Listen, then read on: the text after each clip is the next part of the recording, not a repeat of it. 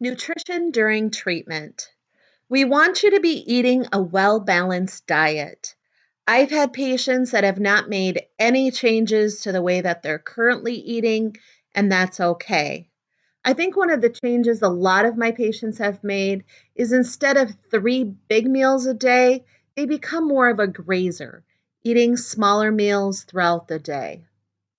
But we do want you to have protein in your diet that will help repair cell damage, calories to help maintain your weight, and fluids to help prevent dehydration, prevents other side effects. But as a practice, what we really enforce is preventing infection. So avoiding salad bars and buffets just because you don't know whose hands or where they've been sticking in that food. And if you are currently on a specific diet, whether that's diabetic, kidney, heart disease diet, you want to maintain that diet and then just make adjustments if you are experiencing certain side effects. Let's talk about a couple of side effects that can cause loss of appetite from the chemotherapy. One of our biggest complaints is taste changes or a metallic taste in their mouth. You can try sucking on hard candy, ginger chews, lemon drops. Suck on those before you eat, can sometimes take off that metallic taste. Alterations in smell. I've had patients that can smell absolutely everything around them. Those patients pay more attention to the temperature of the food that they're eating. Some find hot foods are more odorous, bothers them more, so they tend to eat more room temperature or colder foods. Dry mouth, Biotin have some products available to help moisten your mouth. They have a gum gel and a spray that a lot of patients like. ACT or ACT also have products available. Those are all found in your sensitive toothpaste style. But eating those smaller, more frequent meals and snacks can really make a difference. Try different foods and seasonings. All of the literature says avoid greasy, avoid spicy food.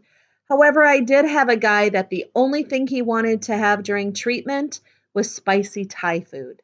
Never ate it before. Saw him when he was all done. He never ate it again. But he said it was the only thing he could taste. It was the only thing he wanted to eat the entire time he was on treatment. They actually say if you're noticing taste changes, do not eat your favorite foods. They may not be the way you remember them to taste. We do have a nutrition book available for you, and our practice also offers dietitians. Please speak to your nurse navigator to receive both of those. Emotional health. I can't really go through all of the side effects and symptoms without talking about how your mind and body work together. And we are concerned about your psychosocial, emotional, spiritual, mental well being. So be sure you're mentioning that to us also. We do recognize in the beginning this can be extremely overwhelming. It's a lot of appointments, information, lab scans. It's like putting together pieces of a puzzle. But as you start your treatment, you might find that you're on a roller coaster of emotions. Talk to us. Let us know if there's anything interrupting your daily life. If you have a lot of anxiety, a lot of sadness, anger, we do have some resources available for you. I also like to talk about your support system and caregiver support because we also recognize that this is affecting everybody around you. So, one of the referrals and resources we have available for you is our oncology social worker.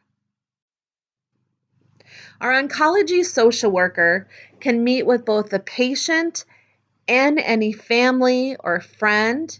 I would kind of like to rename them as our counselors and our resource specialists. They can meet with patients, family, friends one to one. They can talk over the phone, over email, and they're also a great resource. They can help explain to children in their terms what you're going through. They can help with food, transportation issues. Please see your nurse navigator to receive information about how to reach and contact the oncology social workers. They are available at all of our offices. Palliative care physicians.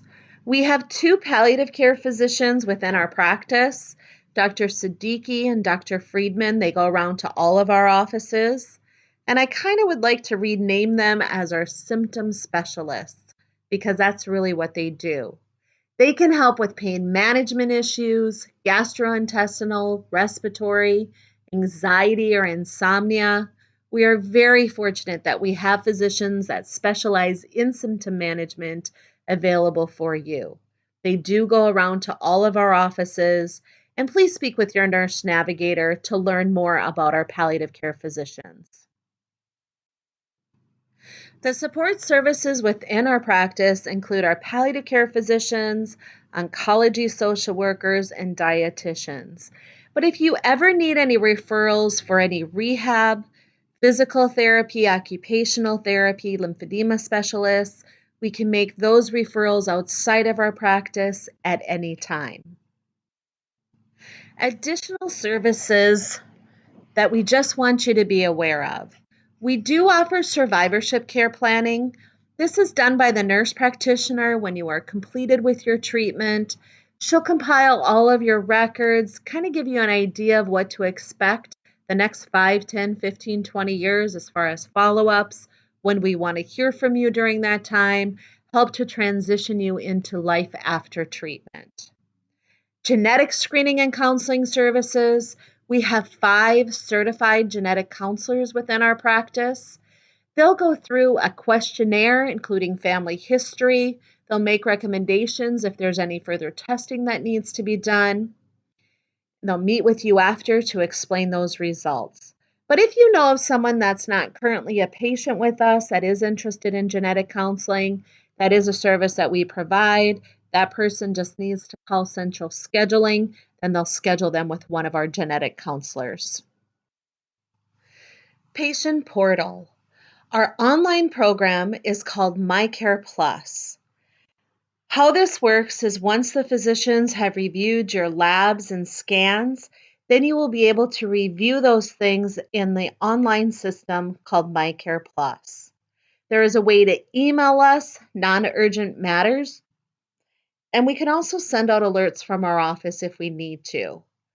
To get access to MyCare Plus, talk to your front desk in the office in which your physician is located, and they will email you a password so that you can have access to MyCare Plus.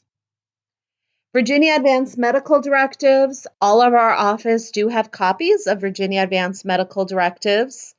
This is if you are unable to make decisions, who would you like to make those for you? What things are important to you? So at all of our offices, just ask the front desk. They will be able to provide you with one of the Virginia Advanced Medical Directives. Case management. Some insurance companies might offer you a case manager. Sometimes it's a nurse, sometimes they're calling you, sometimes frequently. It's okay to speak with one of the case managers. They're just helping you throughout the system. The next couple slides are some online resources available for you. Be careful what's out on the internet. There's a lot out there. We really do want you to go to reputable websites for information. The first website listed, virginiacancerspecialist.com, does have information about our research department, current clinical trials that we are enrolling patients in. The dietitians have a nice page with some nutrition information. There are also links to other reputable websites. But all of these websites that I've listed are also great for information.